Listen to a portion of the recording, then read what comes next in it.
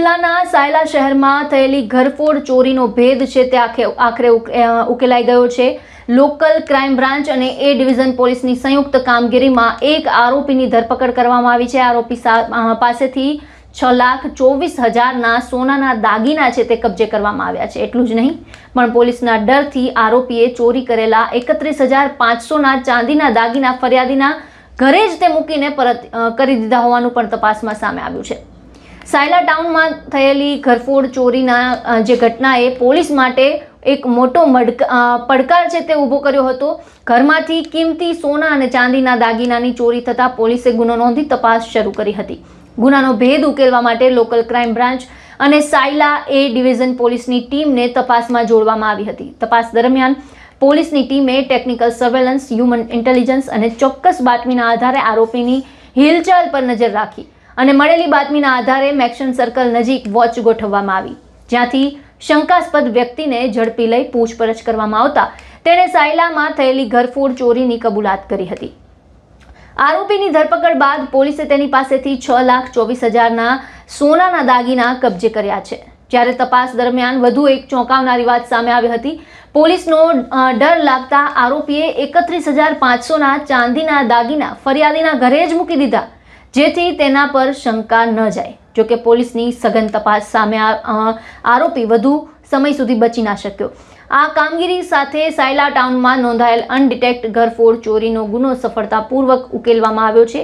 આરોપીને વધુ કાયદેસરની કાર્યવાહી માટે સંબંધિત પોલીસ સ્ટેશનને સોંપવામાં આવ્યો છે। હવે પોલીસ આરોપીને વધુ પૂછપરછ કરી રહી છે, જેથી અન્ય કોઈ ગુનામાં તેની સંડોવણી છે કે કેમ તે પણ જાણી શકાય।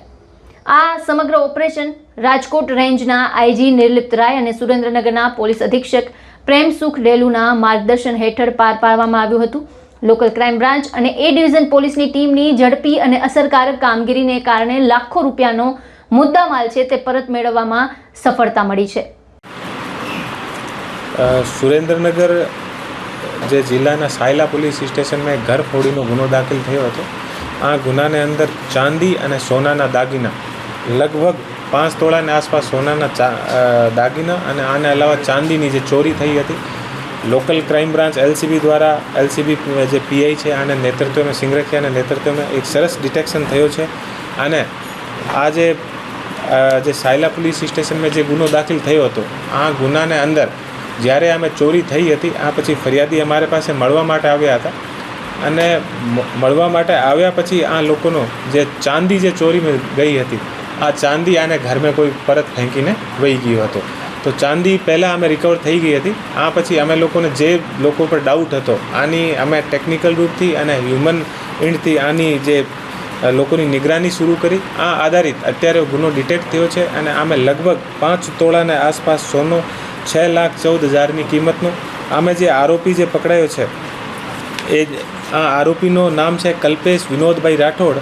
એ સાયલાનો છે, આંબેડકર નગર વાડી પ્લોટ વિસ્તારનો નિવાસી છે અને આનો ગુનાહિત ઇતિહાસ છે। આના ઉપર પહેલાં સાયલા પોલીસ સ્ટેશનમાં 2 અલગ અલગ ગુનાઓ દાખલ થયા છે।